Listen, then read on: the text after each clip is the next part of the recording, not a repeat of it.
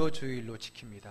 종료주일은 예수님께서 이제 마지막 메시아 사역의 절정이신 십자가를 지시기 위해 예루살렘으로 올라가셨던 그날, 그를 맞이하는 성 안의 사람들이 예수님을 인간의 왕으로 오신, 이 세상의 정치적인 왕으로 오신 분으로 착각하면서 마치 왕의 대관식을 연상케 하는 종려가지 나무를 흔들며 예수를 맞이했던 그 날을 기념하는 절기가 종료주일입니다. 예수님은 그들이 기대했던 것처럼 육체적인 그리고 세상의 정치적인 왕으로서가 아니라 오히려 우리를 위해서 십자가에 달려 온몸이 찢어지기까지 죽기 위해 오셨던 예수님이셨죠. 그래서 예수님께서는 예루살렘에 오르신 후 한 주간 동안에 십자가를 준비하시고 결국은 골고다에서 십자가에 피 흘려 죽으시고 우리의 모든 죄를 사하는 그런 믿음의 기회를 우리에게 주셨던 겁니다. 그 길을 걸어가신 예수님, 아무 저항 없이 자신의 몸을 십자가에 내어주셨던 겁니다. 세례요한은 그러한 예수를 보고 보라, 세상 죄를 지고 가는 하나님의 어린 양이라고 했는데, 그 표현대로 예수님은 정말 순한 한 마리 양이 제물이 되어서 제단을 향해 가는 그 모습과 같이 주님은 십자가의 길을 가셨다는 겁니다. 왜요? 그것이 당신이 사랑하는 인간들, 바로 저와 여러분들을 구원하는 길이기 때문에 그렇습니다. 그것이 우리 주님에게는 큰 기쁨이었기에, 당신이 당하는 그 고통보다 더 큰 기쁨이었기에 기꺼이 그 십자가를 마다하지 않고 저항하지 않고 순수하게 그 길을 걸어가셨습니다. 그것이 우리에게는 가장 큰 기쁨이었기에 그 기쁨을 위하여 기꺼이 십자가의 길을 가셨던 겁니다.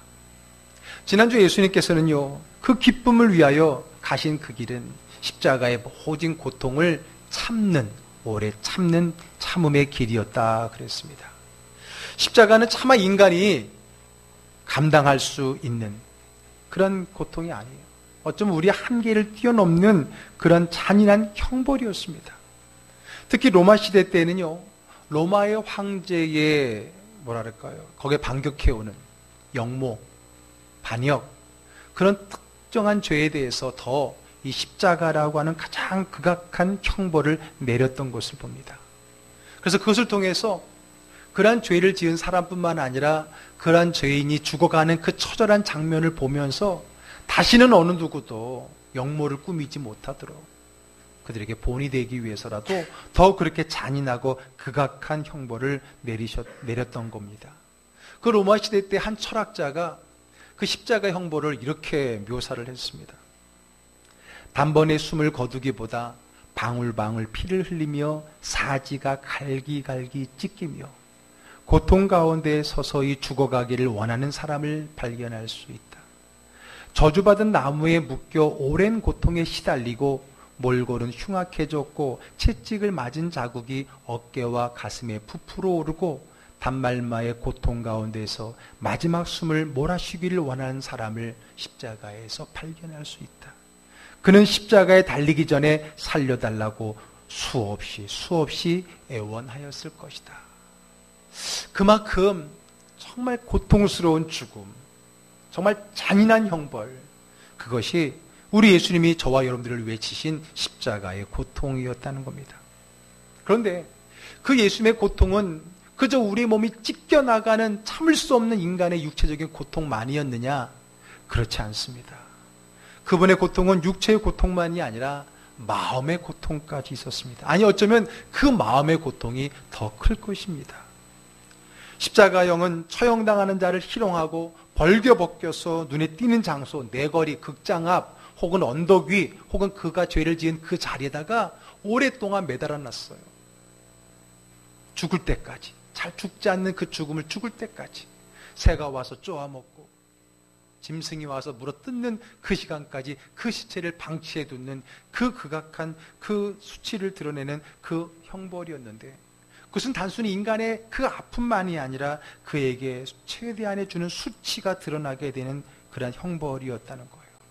예수님께서도 이런 모든 수치를 당하셨던 겁니다.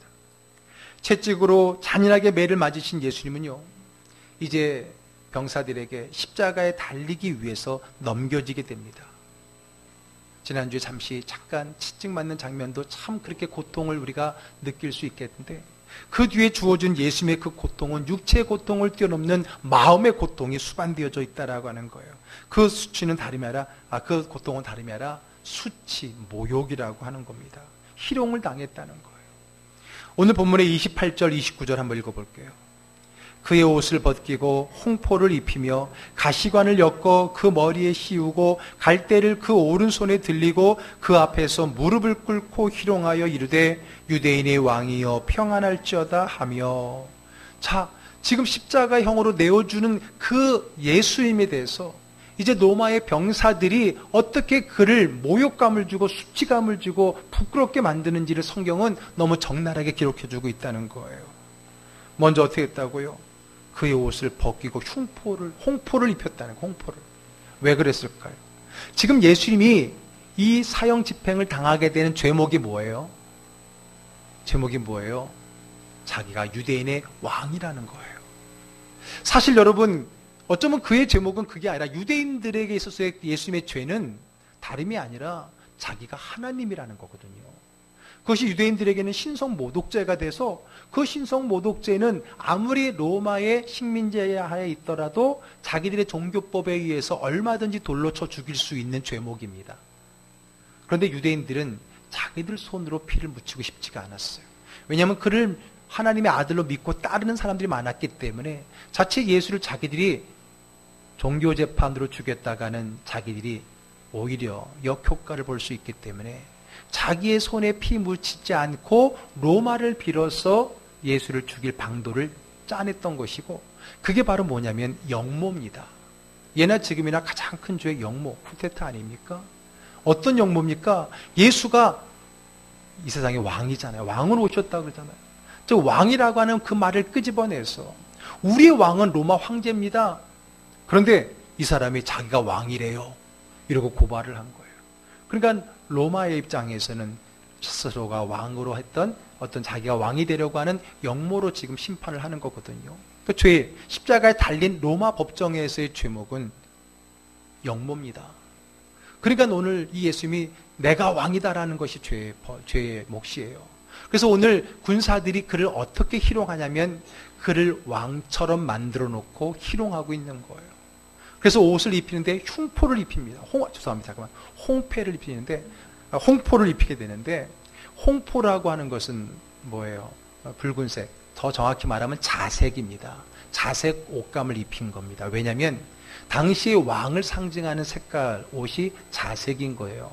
당시에 이 자색 옷을 물들이려면 굉장히 비싼 염료가 비쌌어요. 그래서 그거는 일반인들이 입을 수 있는 옷감의 색깔이 아닙니다.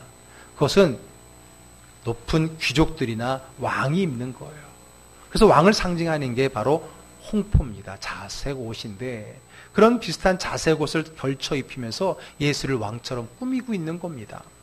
또 보세요. 가시관을 엮어서 머리에 씌웠습니다. 왜요? 왕이니까 왕관이 필요하지 않을까 해서 그 옆에 자라고 있는 가시나무를 빼다가 그 가시나무로 머리에 둘둘 마른 거예요. 왕으로 그들이 만들기 위해서. 그리고 갈대를 손에다가 오른손에 쥐어줬다는 건 뭐예요? 왕이 들고 있는 규라고 말을 하죠. 왕의 통치를 상징하는, 왕이 들고 있는 이런 막대기 같은 거, 이걸 이제 규라고 이야기하는데, 저 왕을 상징하는 옷과 면류관, 왕관과 그리고 규를 가지고 거기 있는 것을 가지고 예수를 희롱하고 모욕시키는, 수치스럽게 만드는, 즉 예수를 조롱하는 그런 퍼포먼스를 펼치고 있다는 거예요. 왜? 예수가 스스로 왕이라고 하는 그 제목으로 죽어가기 때문에 그런 거죠. 한번 상상을 해보세요. 지금 예수님은 우리 지난주 영상도 잠깐 보았지만은 채찍으로, 그것도 그냥 채찍이 아니라 끝에 쇠조각에 달려있어서 몸을 찍어서 파내는 그런 잔인한 채찍을 맞아서 온몸이 상처짜고 채찍짜고 핏덩어리, 그 피가 낭자하고 얼굴은 맞아서 부르터있는 그 얼굴 몸에다가 자색 옷을 입히고 면류관을 씌우고 갈대를 들게 한 그 모습은 영락없이 우스의 대상이 되고 많은 사람의 조롱거리의 대상으로 만들고 있다는 거예요. 그를 수치스럽게 하고 모욕하고 있다라고 하는 것입니다. 여러분, 얼마나 잔인해요. 얼마나 사람들이 그렇게 잔인하게 놀려고 희롱하고 하냐는 거예요. 그러면서 무릎을 꿇고 자기들끼리 희덕거리면서 왕이시여 평안하소서 그렇게 웃으면서 희덕거리고 비웃고 있었던 겁니다. 30절도 읽어볼게요. 그에게 침뱉고 갈대를 빼앗아 그의 머리를 치더라. 그렇게 흠뻑 놀려먹고 나서는요, 침을 뱉고 갈대를 뺏어서 머리를 치는데, 머리의 가시는 움직일 때마다 그 가시가 자기의 머리를 파고들어서 얼마나 큰 고통 가운데 있었습니까? 그런데 그들은 예수님에게 지금 육체의 고통만이 아니라 그의 마음을 더 힘들게 하는 모욕과 수치심을, 부끄러움을 주는 그러한 형벌을 가하고 있다라고 하는 거예요. 예수님의 수치는 여기서 끝나지 않았습니다. 이제 사형장에 이르러서 그나마도 예수님이 그 십자가를 죄인이 지고 가야 되는데 얼마나 맞고 힘이 들었는지, 다 아프신지 그것을 지고 갈 수가 없어서 우리가 알다시피 구레네 시몬이 대신 지고 갔다 그랬잖아요. 억지로라도. 그래서 골고다에 도착해서 이제 십자가 형틀에 못 박혀야 되는데, 그때도 또 그들이 예수를 또 조롱하고 비웃고 또 수치심을 유발하는 일들을 하게 된다는 거예요. 35절 한번 읽어보겠습니다. 그들이 예수를 십자가에 못 박은 후에 그 옷을 제비 뽑아 나누고, 그 옷을 제비 뽑아서 서로 나눠 가졌다는 건데, 그러면 그 옷이 어떤 옷가지일까요? 요한복음 정도 리얼하게 말해주고 있어요. 23절, 요한복음 19장 23절 읽어볼게요. 군인들이 예수를 십자가에 못 박고 그의 옷을 취하여 네 깃에 나눠 각각 한 깃씩 얻고 속옷도 취하니 그 속옷은 호지 아니하고 위에서부터 통으로 짠 것이다.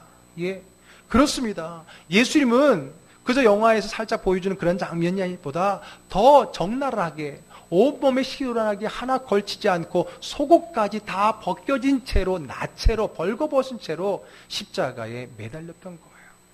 아까 그 시대의 십자가에 대한 표현도 잠깐 했지만은 벌겨 벗긴 채 매달려 있는 거예요.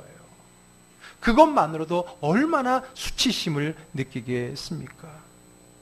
그것도 수많은 사람들 앞에서, 아니 우리 가족이 보는 앞에서, 아니 나를 스승이라고 따랐던 그 많은 제자와 군중들 앞에서 그 스승이라는 자를 온몸에 옷을 다 벗겨놓고 그렇게 수치스러운 십자가의 형벌을 가하고 계셨다라고 하는 겁니다. 한마디로 굴욕과 수치심의 십자가 형벌인 거예요.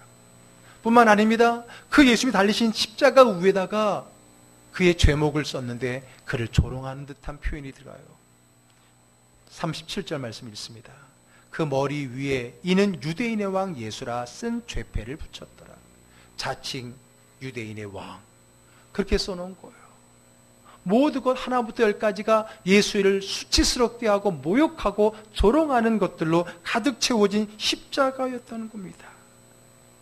봐라, 너희들의 왕의 모습이다. 너희들의 왕이 이렇다. 너희들의 왕이 이렇게 힘없이 죽어간다. 그렇게 비웃는 거예요, 유대인들을. 더불어서 너희들도 혹시 왕이 되려고 수작 부리면 이렇게 되는 거야, 그렇게 경고하는 것도 있는 거죠. 그런데 여러분, 예수의 수치는 여기서 끝나지 않습니다. 자기를 향해 손가락질하는 그 사람들을 향한 수치가 어쩌면 이전에 당했던 수치보다 더 클지도 몰라요. 그를 향해 사람들이 이렇게 말합니다. 40절 읽어볼게요. 이르되 성전을 헐고 사흘에 짓는 자여, 내가 만일 하나님의 아들이거든 자기를 구원하고 십자가에서 내려오라. 예수님께서 말했거든요. 성전을 헐어라. 내가 사흘 만에 다시 짓겠다. 물론 예수님께서 말하신 그거는 사람들에게 많은 놀림을 받아요. 아니 이 성전을 갖다가 얼마나 몇 년에 걸쳐서 지은 건데 네가 어떻게 혼자서 사흘 만에 짓느냐. 물론 예수님께서 말하는 그 성전은 자신을 얘기하는 거였거든요. 사흘 만에 부활한다. 새로운 믿음의 그리스도로 태어난다는 걸 말하는 거였는데, 어쨌든 그들은 그것을 가지고 예수를 조롱하고 있는 거예요. 네가 하나님의 아들이라면 내려와봐. 그럼 내가 믿어줄게. 조롱하고 있는 거예요. 유대교 지도자들, 제사장과 서기관들은 한술 더 떠서요, 이렇게 말합니다. 42절 읽어봅니다. 그가 남은 구원하였을 때 자기는 구원을 할 수 없도다. 그가 이스라엘의 왕이로다. 지금 십자가에서 내려올지어다. 그리하면 우리가 믿겠노라. 십자가만 내려와 주시면 믿겠어요라는 간구예요? 아니에요. 조롱하는 거예요. 야, 너가 남은 구원하면서 너는 못 구원하냐? 너가 하나님의 아들이라며. 하나님의 아들이 신이면 야, 그 정도 못 내려오겠어? 내려와봐. 내가 믿어줄게. 조롱하는 거예요. 조롱하는 그것이 어떻게 보면 예수님은 벗겨지고 놀림을 받는 그 어떤 것보다, 여러분 이런 말이 있죠. 때리는 시어머니보다 말리는 시누이가 더 밉다고. 저는 이 장면에서 그런 마음이 느껴지는 거예요. 지금 예수를 막 때리고 채찍질하고 놀리는 그 로마 병정보다 자기들은 손 하나도 안 붙이면서, 피 하나 안 붙이면서 그 밑에서 예수를 조롱하고 있는 이 유대인들이 더 미워 보여요. 제가 보기에. 예수님은 그런 수치심. 네가 하나님의 아들이면서 그 내려오지 못하느냐? 여러분 그런 마음이 있는 거예요. 지금 십자가에 못 박는 로마의 병장보다 예수를 이렇게 만든, 그리고 지금 예수님을 놀리고 있는 유대인들이 더 밉게 된다는 거예요. 내 생각엔요, 그냥 예수님께서 확 내려오셔서 다시 올라가서 십자가에 죽는 한이 있더라도 잠깐 내려오셔서 한 방향 쥐어 패고, 요즘 표현하면 그 주둥아리가 좀 아갈머리라 그러더라고요. 그 아갈머리를 한번 좀 탁 치고 다시 올라가서 죽으셨으면 참 통쾌할 것 같은데, 그래도 예수님은요, 하나도 저항 없이 묵묵히 자기를 향한 모든 조롱과 핍박과 수치에 대한 모든 것을 체념한 듯 다 받아들이는 거예요. 순한 양처럼 아무런 몸부림치지 않고 대꾸조차 하지 않는 겁니다. 제가 학창시절 때에 좀 많이 불렀던 복음성가가 있어요. 물끄러미라고. 혹시 들어보셨어요? 물끄러미. 가사 한번 띄워줘 보세요. 여기 물끄러미라는 찬양이 있어요. 잘 모르세요? 잘 모르는 거 보면 제가 그만큼 나이를 먹은 건지 모르겠는데, 일부 예배 때도 잘 모르시더라고요. 나를 조롱하는 당신을 위해 난 십자가를 집니다. 십자가에 달린 주님 생각하면서 나를 비웃는 당신을 위해 난 기도합니다. 십자가에 달린 주님 생각하면서 너는 구세주 아닌가 외치는 그들을 주님은 물끄러미, 아무런 저항 없이 얘기하는 거예요. 물끄러미 바라보셨네. 십자가에서 내려오라 외치는 그들을 주님은 물끄러미 바라보셨네. 2절도 볼까요? 내가 십자가를 거절한다면 누가 십자가를 질까? 하늘에 계신 아버지 나를 보시네. 내가 여기서 내려간다면 이 계획은 무산돼 버리는 거죠. 내가 저들의 조롱에 참지 못해서 내가 이 모든 것을 그르친다면 하나님의 십자가를 누가 대신 지울 수 있을까라는 예수님의 번민이 들어가 있는 거 아니에요. 내가 골고다를 거절한다면 누가 속죄양이 될까? 하늘에 계신 아버지 나를 보시네. 너는 구세주 아닌가 외치는 그들을 주님은 물끄러미 그저 바라만 보셨다.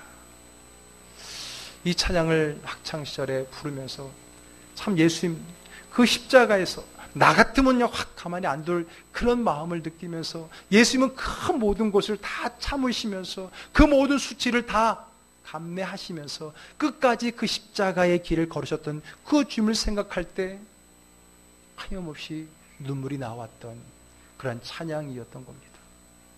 예수님께서 아무런 감각이 없어 참으신 겁니까? 지난주 말씀드렸지만은 참는다는 게 두고 보자, 이건 참는 게 아니라 그랬잖아요. 참는 게 아니잖아요. 그럼 예수님은 어떻게 참으셨어요? 다시 12장 2절, 히브리서 12장 2절, 우리 이달의 그 주제의 구가 들어있는 성경을 한번 가볼게요. 같이 읽습니다. 그는 그 앞에 있는 기쁨을 위하여 십자가를 참으사 부끄러움을 개의치 아니하시더니 하나님 보좌 우편에 앉으셨느니라. 아멘. 그 앞에 있는 기쁨, 저와 여러분들의 구원을 위해서 첫째는 십자가의 고통을 참았다 그랬어요. 그리고 또 두 번째 뭐라 그랬어요? 부끄러움을, 이 모든 치욕과 희롱을, 부끄러움을, 수치를 어떻게 했다고요? 개의치 아니했다는 거예요. 개의치 아니했다는 건 뭐예요? 개의치 아니했다는 말은 뭐예요? 마음에 두지 않았다는 거예요. 상관하지 않았다는 거예요. 그것 또한 참으셨다는 거예요. 개의치 않았다는 것은 두고 보자 하고 마음에 두는 게 아니라 마음에 두지 않은 거예요. 우리는 가끔 가다가 참는데 그 참는 게 아니라 그랬죠. 마음에 둔다 그랬잖아요. 그러니까 언젠간 꼭 그것을 끄집어내서 꼭 내가 값을 받으려고 할 때가 있는데, 예수님의 참으심은, 지난주 오래 참으심은 끝까지 참는 것이고 마음에 남겨두지 않는 거라 했는데, 오늘도 마찬가지로 그 부끄러움을 어떻게 했다고요? 개의치 않았어요. 마음에 두지를 않았어요. 두고 보자. 내가 부활만 하면 너희들 제일 먼저 가만히 안 둬. 그게 아니었다는 거예요. 그 모든 수치심, 그분은 개의치 않으셨어요. 그게 중요하지 않았어요. 그 앞에 있는 즐거움, 저와 여러분들이 구원받는 그것이 더 중요했기 때문에 그 심한 모욕감마저도 예수님은 개의치 아니하셨다라고 하는 겁니다. 더군다나 여러분, 예수님이 누굽니까? 하나님의 아들 신이잖아요. 여러분, 하나님이 당신이 만든 피조물에 의해서 죽임을 받는다?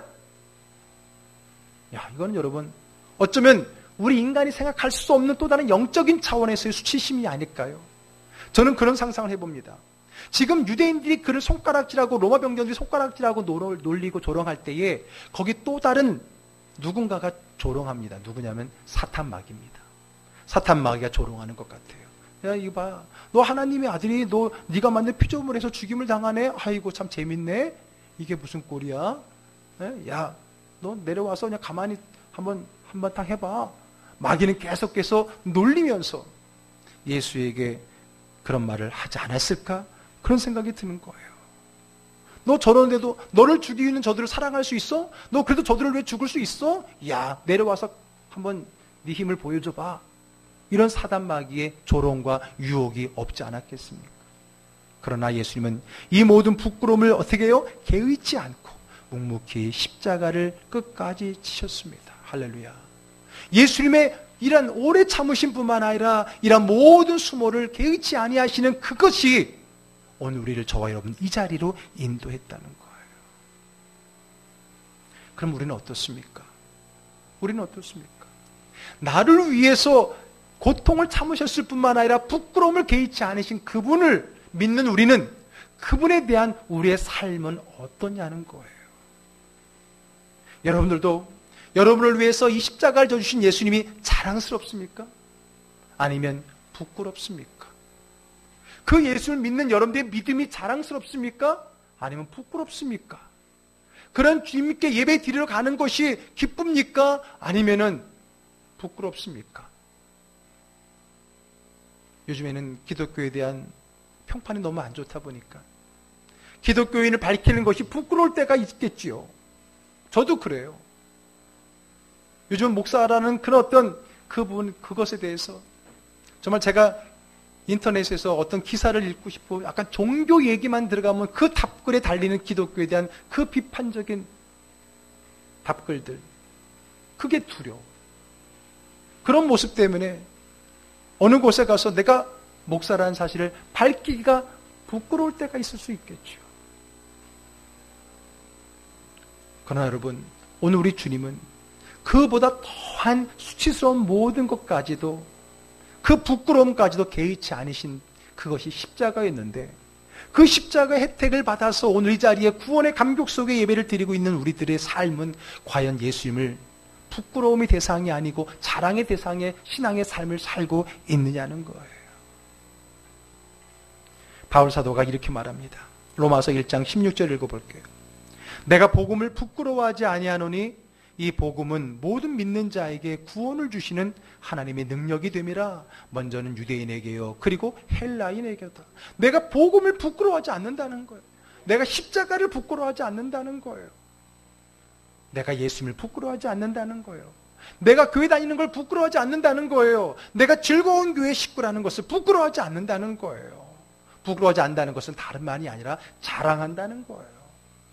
그냥 부끄러워하지만 않는 게 아니라 적극적으로 그 복음을 자랑한다는 거죠. 바울 사도는 이 복음엔 내가 자랑할 게 없다 그랬잖아요. 그전에는 자기 학력을 자랑했고 자기 열심을 자랑했고 자기 출신을 자랑했던 그가 예수를 알고 나서 예수님께서 그 모든 것을 나를 말미암아 참고 개의치 아니하신 것을 깨닫고 났을 때는 그가 자랑할 거는 예수님밖에 없는 것이고요, 그 예수를 믿는 모든 것에 대해서는 부끄러움이 없는 거예요.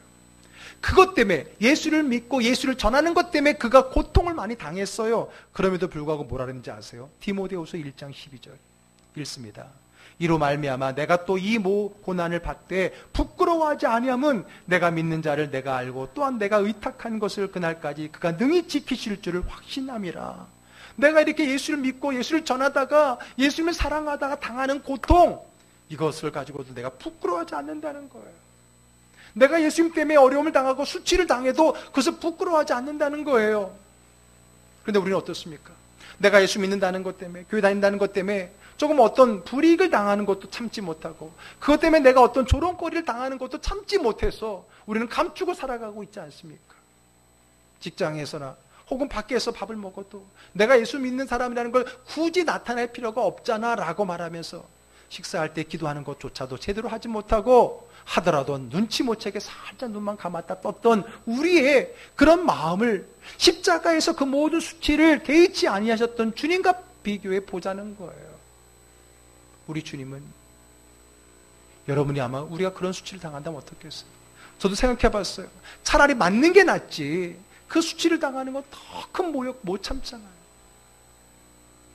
어제 경기도 광주에 행사가 있어서 오고 가면서 요즘 인기 있는 어느 한 목사님의 이제 강의를 쭉 들으면서 가는데, 그 목사님이 자기의 옛 이야기를 뭘 하다가 얘기하더라고요. 자기가 초등학교 2학년 때 워낙 가난했는데 공부는 잘했나 봐요. 가난했는데 초등학교 2학년 때 담임 선생님이 갑자기 그 애들이 있는 그 자리에서 자기를 가리키면서, 야 누구? 야 너희 집 너무 가난해서 내가 짜증이 나. 저도 어디 그런 말을 할 수 있지? 이게 실제인가? 목사님 간증하신 거니까 진짜겠죠. 너희 집 가난해갖고 내가 짜증이 나 그랬다는 거예요. 근데 그 목사님이 가만히 생각해 보니까 자기가 공부를 잘했거든요. 그러면 여러분, 공부를 잘하는 부모들은, 아이들은 부모님들이 와갖고 엄마, 옛날에 그 흔한 촌지도 주고 막 그러는데, 아마 자기 딴에는 그래서 공부 잘하는 애기 때문에 애를 좀 이렇게 해서 좋은데 영 가난하니까 엄마는 찾아올 생각 안 해. 촌지는커녕. 아마 그 당시에 그런 배경 속에서 그랬는지, 아무리 그래도 그렇지, 저도 그거 들으면서 얼마나 막 분노가 나는지. 근데 그 수치심이 얼마나 그 어린 자기에게 상처가 컸는지, 40년이 지났는데도 지금 자기 마음속에 막 상처가 남아있고 부끄럽고 막 수치를 당하다. 차라리 남모르게 한 대 때렸더라면 모를 텐데, 그 사람들 앞에서 주는 그 상처가, 수치가 큰 상처였다는 거예요. 저는 예수님께서 십자가에 당하는 그 육체적 고통도 크지만은 그 예수님을 향해서 조롱했던, 모욕했던 그 모든 수치는 엄청 큰 거잖아요. 그래서 예수님은 그 모든 수치까지도 감내낼 이유가 뭐였어요? 그 앞에 있는 즐거움, 즉 저와 여러분들의 구원 아니었느냐는 거예요. 그런데 그 수치를 참아가면서 끝까지 십자가를 지켜낸 결과가 우리인데, 우리는 그 예수를 믿는 삶에 있어서 얼마나 자랑스럽게 떳떳하게 신앙생활을 하고 있냐는 거예요. 그 예수를 믿는다는 것이 많은 사람들에게서 조금 내가 진보적이지 않고 보수적이고 좀 떨어진 것 같고, 뭐 그런 어떤 지금 시대 속에서의 그 불편함과 그런 시선을 우리는 왜 감당하지 못하고, 내가 떳떳하게 예수 믿는 자라는 걸 밝히지 못하고, 그 십자가가 나를 위한 십자가임을 감사하지 못하느냐는 거예요. 저는 오늘 그때에 자기를 향하여 모욕하는 그들을 향한 그분의 예수의 마음도 참 힘들고 어려웠겠죠. 주여 저들의 죄를 용서하옵소서. 저들은 자기 하는 일을 알지 못해서 그래요. 그런데 오늘 그것을 좀 안다고 하는 우리들이 여전히 예수님의 십자가 앞에 떳떳하지 못하고 그 십자가를 숨기려 하고, 그 십자가 때문에 당하는 고통을 가지려 하지 않고, 십자가로 인한 손해를 보려고 하지 않는, 십자가를 피해 다니는 우리의 삶을 통해서 어쩌면 예수님의 십자가에 더 눈물 흘리고 계시지는 않겠느냐는 겁니다. 그래서 바울 사도는 내가 복음을 부끄러워하지 않는다 그랬습니다. 왜? 그 복음은, 그 십자가는 나를 살린 거기 때문에 그렇죠. 마가복음 8장 38절 볼게요.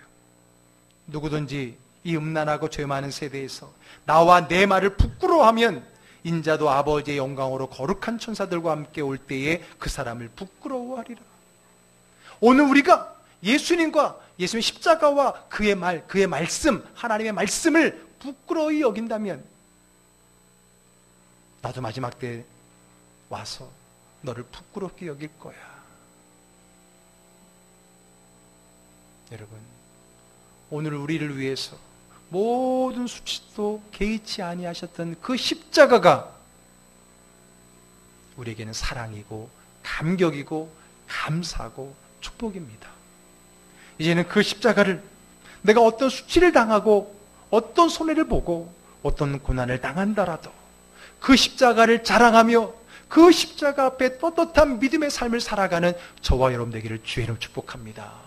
이것이 십자가를 믿고 십자가의 고난주간을 살아가는 우리의 신앙의 자세여야 됩니다. 그냥 한번 불쌍한 것처럼 울어주고 얼마나 아팠을까 동감해 주는 것이 아니라 그 십자가 앞에 떳떳하게 부끄러움을 개의치 않고 십자가에 죽으셨던 그 주님과 함께 떳떳하게 그 십자가를 바라보고 살아가는 그것이 오늘 우리에게 주어진 십자가의 삶입니다. 그 십자가의 삶을 함께 누리며 그 십자가 앞에 부끄러움을 개의치 않았던 그 주님이 다시 오실 때 우리를 부끄러워하지 않고 대견스러워할 수 있는 저와 여러분 되기를 주의 이름으로 축복합니다. 아멘. 기도하겠습니다. 우리를 위하여